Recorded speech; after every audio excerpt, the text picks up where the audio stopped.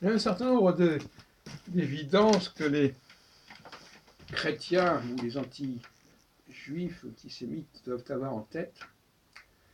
Ils font dire à la Bible que la Bible a été donnée pour le monde entier.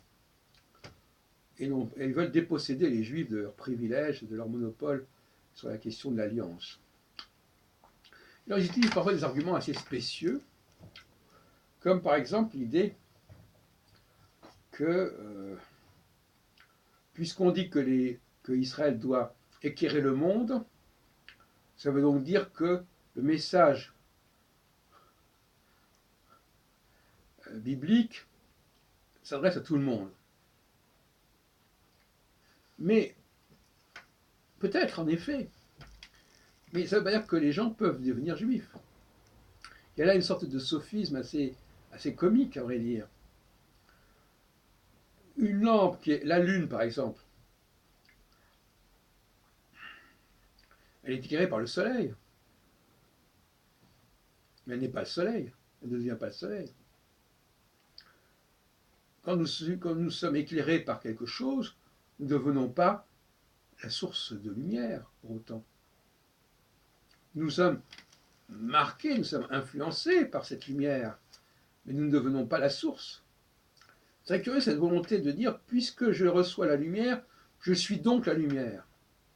Bon, dans le pire des cas, dans le meilleur des cas, la lune reçoit la lumière du soleil et elle-même nous éclaire, notamment en période de pleine lune. Mais elle ne devient pas le soleil, en aucun cas. Et eux-mêmes, d'ailleurs, il ne leur viendrait pas à l'esprit de dire que la lune, parce qu'elle a la lumière du soleil, elle devient le soleil. C'est complètement ridicule.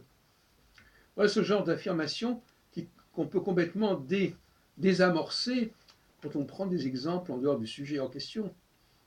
Celui qui est éclairé n'est pas celui qui éclaire. De la même façon que la femme qui est fécondée par l'homme ne devient pas l'homme.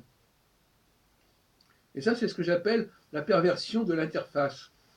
La perversion qui consiste à dire, puisque je reçois, puisque je suis le récepteur, en fin de compte, je deviens l'émetteur, en quelque sorte.